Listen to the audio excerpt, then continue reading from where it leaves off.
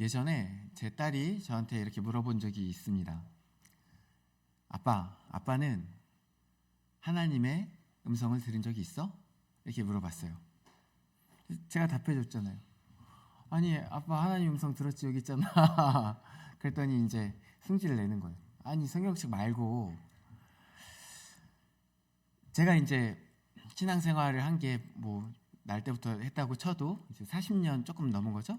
그럼 이제 여기 계신 분들은 이제 한 분을 제외하고는 다 이제 신앙의 연수가 저보다 훨씬 많으실 것 같은데, 그러면 이제 신앙의 선배님들한테 제가 거꾸로 한번 여쭙겠습니다. 하나님의 음성을 들은 적이 있으십니까? 아멘이 나오시는군요. 하나님의 음성이 이제 귀에 들릴 수도 있어요. 지금도 귀에 들릴 수도 있는데 계시는 아니에요. 계시는 이때 끝났고요.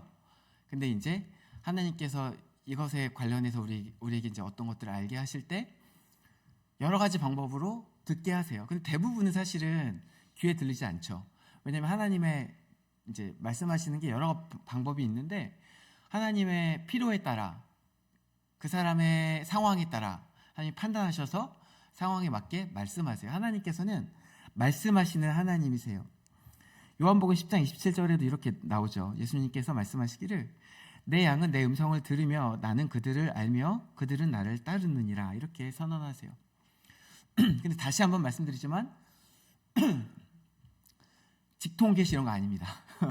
그래서 이제 지금 와서 뭐 새로운 계시가 더 전해지고 이런 말씀하시는 분들은 조금 이제 거리를 두셔야 합니다.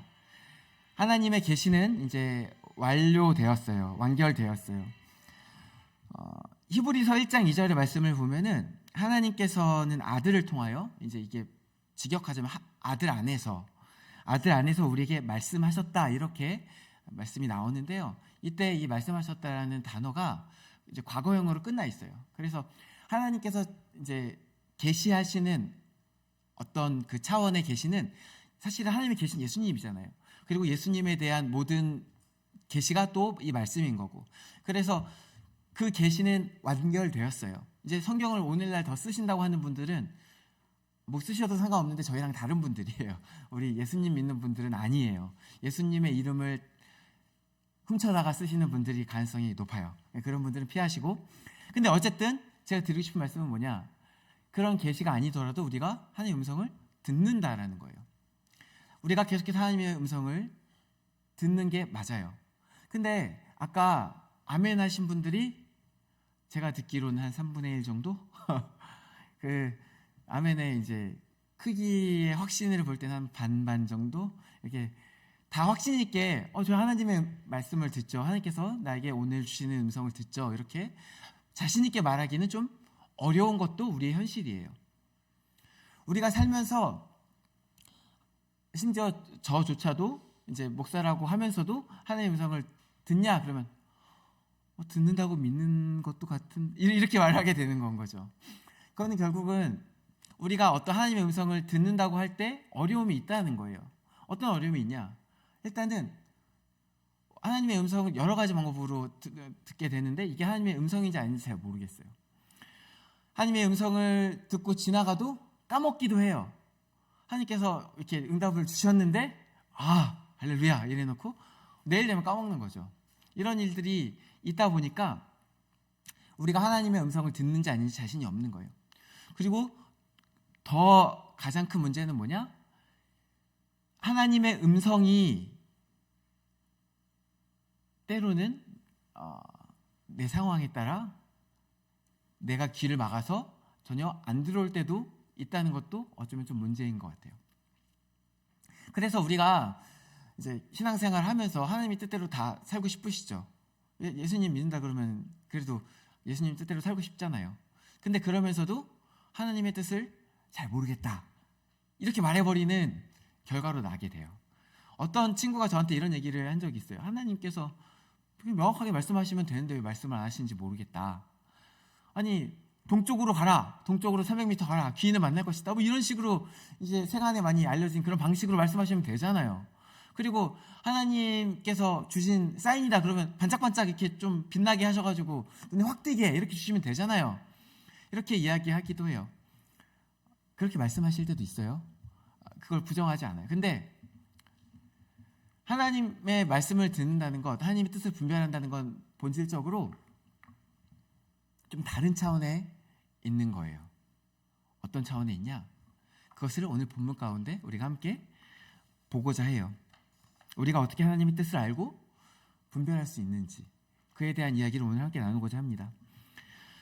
지금 이제 2장 이야기를 하고 있는데 이제 한번 1장 얘기를 했다가 3장으로 갔다가 다시 1장으로 갔다가 다시 이제 2장으로 넘어왔어요. 그래서 대충 고린도 교회 얘기를 계속 하고 있는 거는 아시죠? 제가 오후에 고린도 교회 얘기를 계속 하고 있어요. 이 교회에 어떤 문제가 있었냐? 이제 다른 건 다 몰라도 되는데 가장 중요한 문제, 분열의 문제가 있었어요. 그래서 고린도전서 1장에 분열에 대한 얘기가 나왔죠. 그리고 바울이 인사를 하자마자 이 분열에 대한 이야기를 내가 들었다. 이게 뭔 소리냐? 이게 무슨 말도 안 되는 소리냐? 그러면서 막 고린도 교회를 질타해요. 그러면서 1장에서 나온 얘기가 너희가 왜 세상의 지혜를 따라가냐? 이 얘기로 이어져요. 왜 논리 흐름이 그렇게 이어지냐? 고린도 교회가 지금 분열한 이유가 세상의 것들을 그대로 따라했기 때문에 그래요. 그 고린도 도시에 어떤 지혜를 추구하는 그런 흐름이 있었는데 그 흐름 속에서 각각 뛰어난 어떤 리더를 뭐 이제 위대한 철학자, 위대한 뭐 소피스트를 자신의 롤모델로 삼아서 난 누구에게 속했다, 나는 누구에게 속했다 이러는 게 당시 고린도 도시의 평균이었어요. 근데 그것을 지금 고린도 교회 안에 있는 사람들도 그대로 하는 거예요. 세상 사람들의 지혜와 방식을 그대로 따라하고 있는 거죠. 그리고 나온 결과가, 이 어처구니없는 결과가 뭐예요? 나는 바울파다, 나는 아볼로파다, 심지어 나는 그리스도파다. 이게 얼마나 말도 안 되는 소리예요. 그리스도의 교회에서 그리스도파라는 것은 나머지는 그리스도파가 아니라는 얘기입니까? 다 그리스도파지. 교회 안에 그리스도파가 아닌 파가 어디 있어요? 예수님 말고 누가 십자가를 졌어요? 예수님 말고 누가 사람을 위해 자신의 생명을 내어줬어요? 예수님 말고 다른 파가 있을 수가 있습니까? 이 말도 안 되는 얼토당토한 일이 벌어진 거예요. 그래서 바울이 그것을 이야기하면서 너희가 왜 세상의 지혜를 따라가냐? 너희가 구원받을 때 세상의 지혜로 구원받았냐? 십자가의 도로 구원받은 거 아니냐? 하나님의 지혜로 구원받은 거 아니냐? 그것이 세상 사람들을 보기에는 미련해 보였을지 몰라도 너희는 세상 사람들 미련하다고 하는 그 십자가, 신이라고 하는 존재가, 능력이 많은 존재가 자신의 생명을 바치는 미련한 그 십자가, 그 안에 있는 하나님의 능력으로 너희는 정작 구원받은 거 아니냐? 근데 왜 너희가 거기서 구원은 다 받아놓고 다른 데로 다시 너희의 눈을 돌리냐? 이렇게 탓한다는 거죠. 그러면서 이제 2장이 시작하는 거예요. 그러면서 이제 바울이 자기가 복음을 전했을 때 얘기를 해요. 생각해봐라. 내가 너희에게 복음을 전할 때도 내가 세상의 지혜로 너희에게 복음을 전하지 않았다. 여기서 세상의 지혜는 아마도 이제 그 당시에 누군가한테 설득하거나 전도하거나 무언가를 말을 할 때는 수사학을 썼어요. 그게 보통이었단 말이에요. 특히 능력이 있으면 있는 대로 더더욱 화려한 수사학과 언변과 철학과 논증으로, 이성으로 상대방에게 다가가는 것이 헬라 철학의, 헬라 세계의 보편적인 모습이었단 말이에요. 그럼에도 불구하고 바울은 이야기하기를 나는 그렇게 안 했다. 내가 너희한테 세상의 지혜로 너희에게 복음을 전했냐? 아니다. 나는 오직 성령의 나타나심과 능력으로 했다. 왜? 너희 믿음이 사람의 지혜에 있지 아니하고 다만 하나님의 능력에 있게 하려 하노라. 5절에 그렇게 얘기하고 있어요. 내가 바울 능력이 없습니까? 바울이 똑똑한 사람이에요. 바울이 공부도 많이 한 사람이에요. 바울이 쓴 책들을 보면은 그 안에 온갖 수사학적 장치들이 들어있어요. 바울이 수사학을 쓸 수 없는 사람입니까? 논쟁할 수 없는 사람이에요. 아덴 가서 엄청 논쟁합니다. 철학자들, 그 시대에 내노라는 철학자들과 아덴은 그 당시 철학의 본고장이거든요. 가장 본고장에 가서 그 철학자들과 논증을 해서 당당히 말싸움을 하는 사람이에요. 그리고 이기는 사람이에요. 그런데 그가 자신에 대해서 이야기하기를 나는 그것을 하지 않았다, 못했다가 아니에요. 바울이 못해서 논쟁을 하지 않은 게 아니고 바울이 못해서 수사학을 사용하지 않은 것이 아니에요. 오직 하나님의 지혜가 드러나게 하기 위해서 세상의 지혜를 사용하지 않고 오직 하나님의 일들을 전한 거예요. 그러면서 오늘 바울이 무엇을 이야기하고 있습니까? 이제 6절에 그러면서 이제 이야기하기를 그러나 우리가 온전한 자들 중에서는 지혜를 말하노니 이는 이 세상의 지혜가 아니요 또 이 세상에서 없으실 통치자들의 지혜도 아니요. 7절 계속 볼게요. 오직 은밀한 가운데 있는 하나님의 지혜를 말하는 것으로서. 그래서 이제 바울이 이제 선포하기를 이제부터는 내가 하나님의 지혜에 대해서 말하겠다 이야기하고 있어요. 이 하나님의 지혜는 무엇입니까? 은밀한 가운데 있는 하나님의 지혜예요. 은밀하다는 건 무슨 뜻이에요? 숨겨져 있다는 건 거죠. 잘 안 보인다는 건 거죠. 잘 보이지 않는 하나님의 지혜를 지금 바울이 선포하겠다는 거예요. 오늘 제가 어떤 질문으로 이야기를 시작했어요? 하나님의 뜻을 우리가 어떻게 분별할 것인가? 하나님의 뜻이 우리에게 많은 경우 은밀한 곳에 있는 것처럼 느껴져요. 저 하늘에 있는 것처럼 느껴져요. 이 땅에 있어도 숨겨져 있는 것처럼 느껴져요. 내가 하나님의 뜻을 알 수 없겠다 싶은 마음이 들 때가 많아요. 근데 바로 오늘 선포하기를 은밀한 가운데 있는 하나님의 지혜를 말한다고 얘기를 하고 있어요. 하나님의 일, 하나님의 뜻을 자기가 지금 선언하고 있어요. 그러면 딱 결론부터 말하면 이 하나님의 일을, 은밀한 하나님의 뜻을 알 수 있는 방법이 뭘까요? 답은 10절과 11절에 있습니다. 10절과 11절을 제가 다시 읽어보겠습니다. 오직 하나님의 성령으로 이것을 우리에게 보이셨으니 성령은 모든 것 곧 하나님의 깊은 것까지도 통달하시느니라. 사람의 일을 사람의 속에 있는 영 외에는 누가 알리요? 이와 같이 하나님의 일도 하나님의 영 외에는 아무도 알지 못하느니라. 이 숨겨져 있는 하나님의 깊은 하나님의 일을 어떻게 알 수 있다고요? 성령으로 알 수 있는 거예요. 우리가 이제 여러 사람들이 있지만 사실 같이 대화를 하지만 그 속에 있는 깊은 속은 다 알 수가 없죠. 사람과 사람도 그래요. 근데 우리가 어떻게 하나님의 뜻을 알겠어요? 심지어 하나님은 우리와 다른 차원에 계시는 분인데 우리가 감히 헤아릴 수조차 없는 그 크신 하나님인데 그 뜻을 우리가 어떻게 알겠어요? 우리는 모르죠. 원래부터 모르는 거예요. 근데 어떻게 알 수 있냐? 성령 하나님을 통해 알 수 있다는 거예요. 성령 하나님께서는 하나님의 일도 아시고 하나님의 뜻도 아세요. 우리가 그 성령 하나님을 통해서 하나님의 일을 아는데 여기서 우리가 질문이 생길 수 있어요. 성령 하나님이 여러분 안에 계십니까? 계시죠. 예, 아멘. 감사합니다. 우리 안에 계셔요. 우리가 예수 그리스도를 우리의 주로 고백하면 성령 하나님께서 그 즉시 우리에게 내주하셔서 선물로 이렇게 오셔서 내주하시게 돼요. 우리 안에 성령 하나님 계세요. 고린도 교회의 교인들 안에 성령 하나님이 계셨을까요? 안 계셨을까요? 계셨죠. 그들이 교회잖아요. 교회라는 전제는 뭐예요? 예수 그리스도를 주로 믿는 자들의 모임이에요. 당연히 성령 하나님 계셨죠. 그러면 이 고린도 교회 안에 이 교인들 안에 성령 하나님이 계셨을 텐데 그러면은 성령 하나님을 통해 하나님의 뜻을 안다며. 그럼 고린도 교회 사람들은 하나님의 뜻을 알았을까요? 몰랐을까요? 하나님의 뜻을 분별할 수 있었을까요? 없었을까요? 있었을 것 같죠? 근데 결과가 어떤 결과가 나왔어요? 분열하는 결과가 나왔어요. 이거 이제 다음 주에 그 얘기는 조금 더 이제 구체적으로 다음 달에 그 이야기는 조금 더 구체적으로 할 건데 이 고린도전서에 바울이 육에 속한 자라는 표현이 반복해서 나오거든요. 근데 육에 속한 자라는 표현이 헬라어는 두 개예요.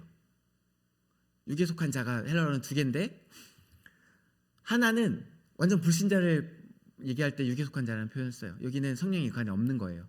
완전히 불신자. 오늘 본문 2장 14절에 나온 육에 속한 자가 이 불신자예요. 근데 3장에 나오는 육신에 속한 자는 뭐냐? 3장 이제 저번에 한번 3장 했었는데요. 3장 1절에 육신에 속한 자라는 표현이 나오는데 이 육에 속한 자는요. 헬라어 단어가 달라요. 그래서 여기 육신에 속한 자는 그 안에 성령이 있는데 이건 조금 이제 신학적 해석입니다. 성령에 내주하시는데 성령의 지배하에 있지 않은 사람을 또 육에 속한 자라고 이야기해요. 아마 고린도 교회는 성령 하나님 계셨을 거예요. 여기서 이제 제가 하고 싶은 말들이 이제 나오는 건데, 성령 하나님이 그 안에 예수를 믿으면 다 계셔요. 예수님만 믿으면 계실 수밖에 없어요. 근데 어떤 사람은 그 속에 성령의 지배를 받지 않는 어떤 사람은 하나님의 뜻을 분별하지 못하는 것 같아요. 결과적으로 볼 때 하나님의 뜻을 고린도 교회 사람들이 분별했다 안 했다는 명확하게 나오지 않는데 맥락상 분별하지 못하는 것 같은 뉘앙스로 뒤에 이야기가 나와요. 그 이야기는 다음에 조금 다시 할게요. 근데 이 성령 하나님께서 그러면은 중요한 것은, 가장 중요한 것은 물론 성령 하나님이 내주시겠지만 하나님의 뜻을 분별하는 데 있어서 그 다음에 우리에게 필요한 게 있다는 거예요. 그게 뭐냐? 14절 말씀을 제가 한번 읽어볼게요. 육에 속한 사람은 하나님의 성령의 일들을 받지 아니하나니 이는 그것들이 그에게는 어리석게 보이며 또 그는 그것들을 알 수도 없나니 그러한 일은 영적으로 분별되기 때문이라. 중요한 건 뭐예요? 물론 성령 하나님 내주하신 게 가장 중요하고 그 다음에 또 중요한 게 뭐예요? 영적으로 분별하는 거예요. 내 안에 성령 하나님이 계시는데 그 성령 하나님께서 나를 가르치시는데 그 가르치심에 따라 영적으로 분별하냐 아니냐, 이게 중요한 거예요. 영적으로 분별한다는 말은 또 뭔 말이냐?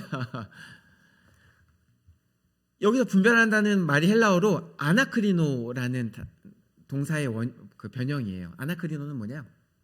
법정인 용어예요. 법정인 용어로 조사하다, 신문하다예요. 그럼 이게 법정인 용어로 조사한다는 단어를 특별히 썼을 때는 의도가 있었겠죠. 그럼 이 분별은 어떤 거냐? 일단 우리가 법적인 용어로 분별하다는 게 어떤 뜻인지 한번 살펴볼게요. 법적인 용어로 이제 조사한다는 건 예를 들면 이런 거예요.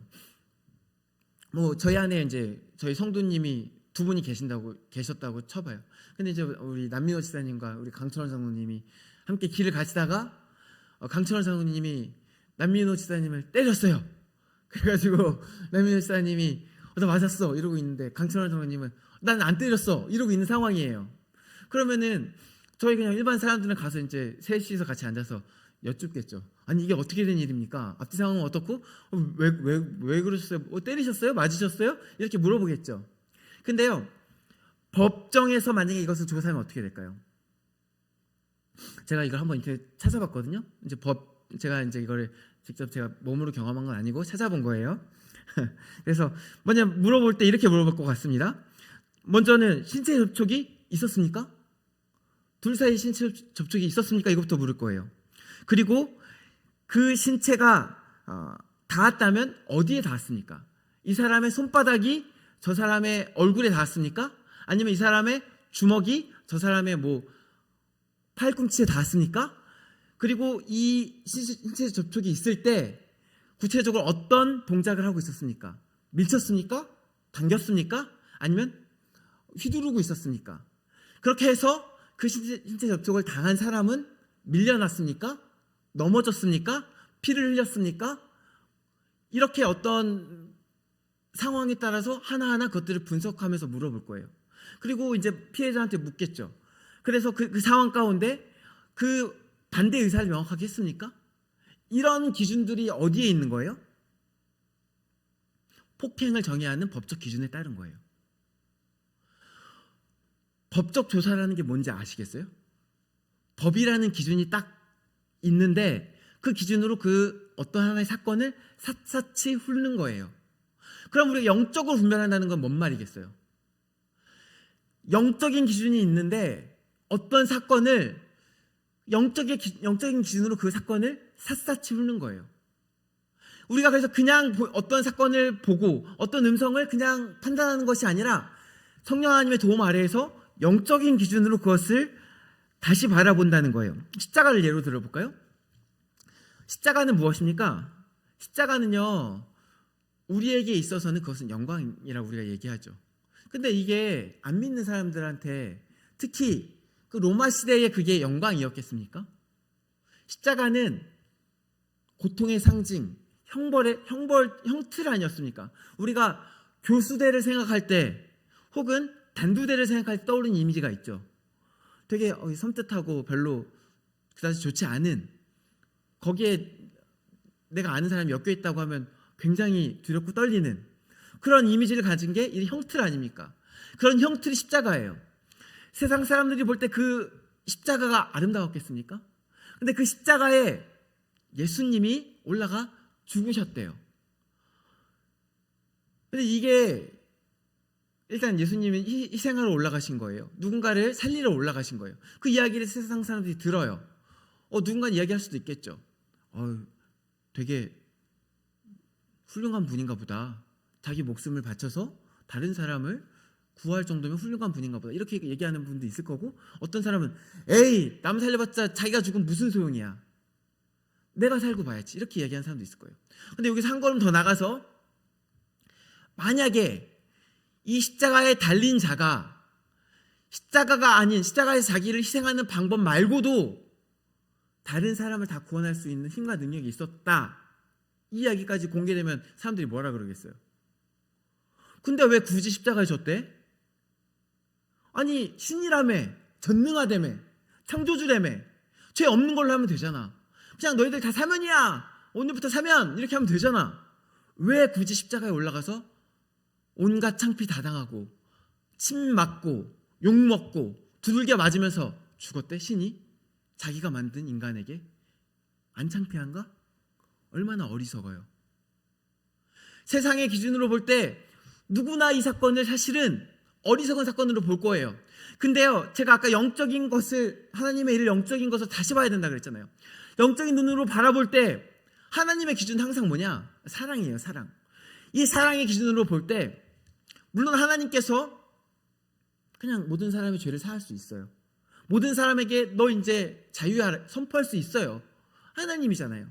근데 굳이 자신의 생명을, 혹은 자신의 생명보다 더 귀한 그 아들의 생명을 바치면서까지 이 사람들을 구원하시는 것은 뭘 보여주시는 거예요? 하나님의 진심을 보여주는 거예요. 이 구원이 이제 억만장자가 지나가는 사람한테 몇백만 원씩, 몇천만 원씩 막 뿌리면서 주는 그런 값싼 동전과 같은 사랑이 아니고, 내 생명을 다 바쳐 너를 사랑한다. 내가 죽어도 너를 사랑한다. 내 아들 하나 있는데 그거 하나 줘서라도 너를 살리겠다. 내 진심이다. 그걸 보여주는 사건인 거예요. 이게 그래서 좁게 보면은 그냥 우리 구원하신 사건인데, 하나님의 기준으로 보면 이게 왜 지혜가 되냐? 이보다 더 지혜로운 방법이 없는 거예요. 하나님의 사랑을 보여주기에. 이보다 더 능력 있는 게 없는 거예요. 하나님의 사랑을 보여주기에. 이게 관점이 바뀐다는 거예요. 다른 관점으로 본다는 거예요. 예를 하나만 더 들어볼까요? 가룟 유다 얘기를 조금만 해볼게요. 가룟 유다가 예수님을 갖다 팔아먹었죠. 근데 이 가룟 유다에 대한 세상에 여러 가지 이야기들이 나오는 거 아세요? 여러 가지 뒷이야기도 이제 소설처럼 나오고, 마치 이 사람의 어떤 그 고뇌나 생각들이 어쩔 수 없었던 것처럼 이제 나오는 이야기들이 있어요. 그 이야기들을 저도 부정하지 않습니다. 사람의 눈으로 보면 가룟 유다가 잘 결정한 걸 수도 있어요. 가룟 유다가 어떤 사람이었냐? 예수님의 제자 하기 전에 열심당원이었어요. 열심당원은 뭐냐? 우리나라로 치면 이제 의열단 같은 거예요. 의열단 옛날에 한번 어렴풋이 들어본 것 같으시죠? 옛날에 독립운동할 때 독립운동을 과격하게 하던 분들 중에 하나인데, 이제 우리나라 친일파들을 다 죽여야 돼. 일사오적 죽여야 돼. 그리고 일본에 있는 어떤 우리나라를 침략하고 있는 고위층들 죽이고, 그로 인해서 우리의 억울함을 세상에 알리고 우리가 독립을 투쟁하여 쟁취하자, 이런 분들이 의열단이었어요. 열심당원들이 딱 이런 사람들이에요. 그들의 민족을 위해서 약간 극단적인 방법까지도 사용하는 자들이었어요. 근데 예나 지금이나 극단적인 분들은 그 마음속에 있는 그 신념이 강한 분들이에요. 굉장히 강한 분들이에요. 이 사람 마음속에 가장 큰 신념, 대의가 있었을 거예요. 그게 뭐냐? 하나님의 나라에 대한 대의와 신념이 있었을 거예요. 근데 똑같은 하나님의 나라라고 이야기하는데 오늘 우리가 말하는 하나님의 나라랑은 좀 결이 달라요. 그가 말하는 하나님의 나라는 다윗 왕국의 부활을 생각했을 거예요. 그것을 생각하며 있는데 어느 날 예수님을 만났어요. 이분을 딱 보니까 그리스도래. 우리가 찾는 다윗 왕인가? 그러면 이분을 잘 모셔서 쫓아다니면 이분이 하나님의 나라를 회복시킬 것인가?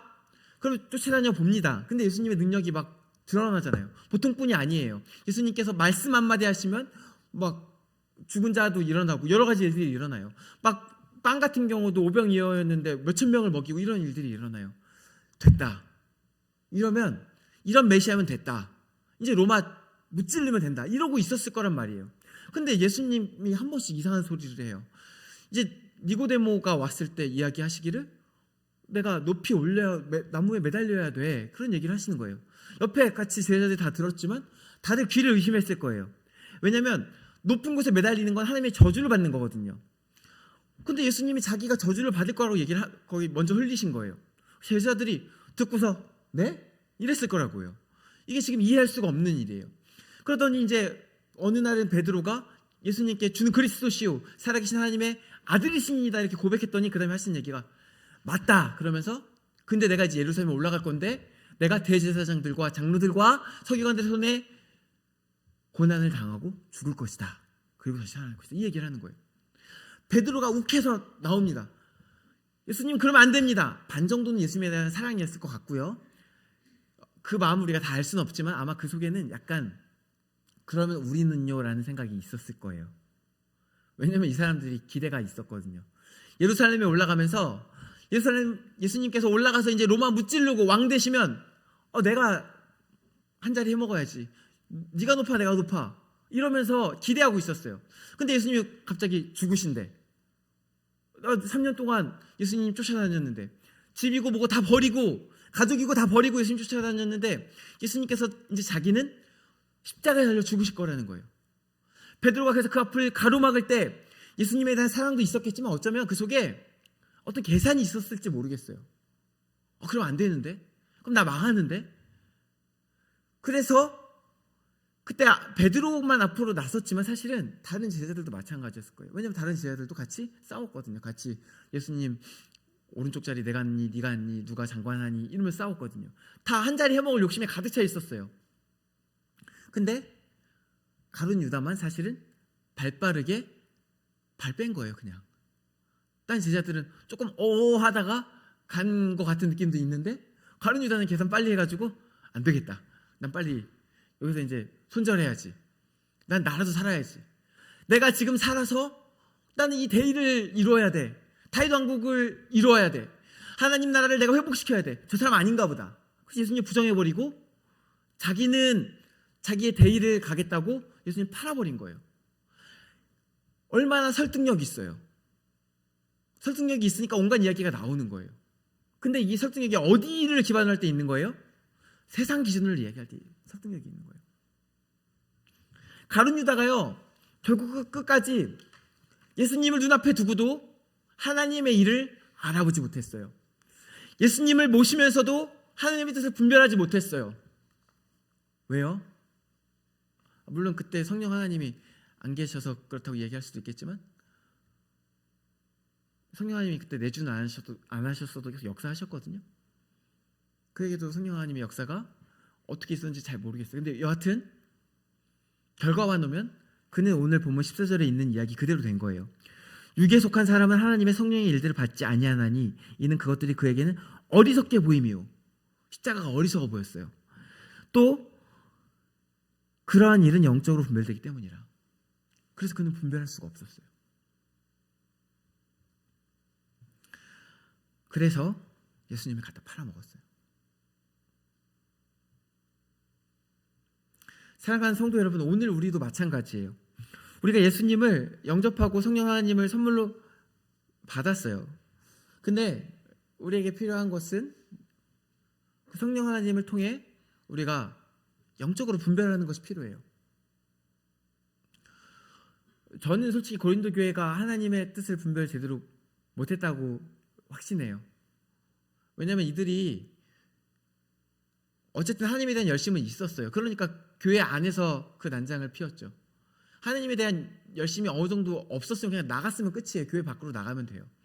어느 정도 하나님에 대한 열심이 있는데 자기 맘대로 세상의 기준을 그대로 가진 채로 그것들을 영적으로 분별하려 하지 않고 각기 소견에 오른 대로 행하면서 난장판 난 거예요.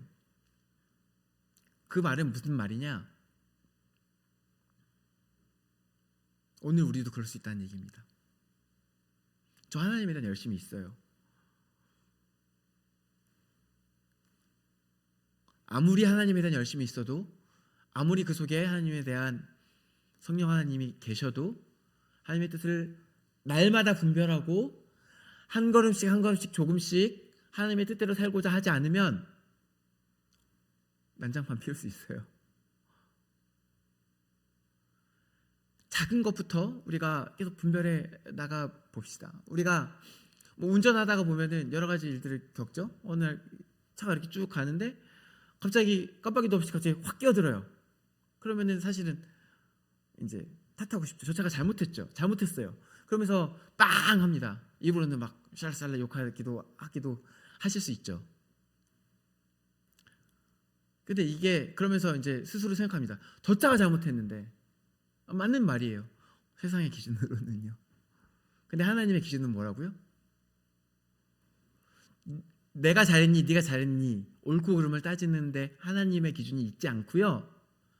너 오늘 네가 할 수 있는 만큼 사랑했냐, 여기에 기준이 있어요. 이 차가 잘못했어도 많이 놀랐을 수 있죠. 그리고 화가 날 수 있죠. 저 차가 잘못한 게 맞죠.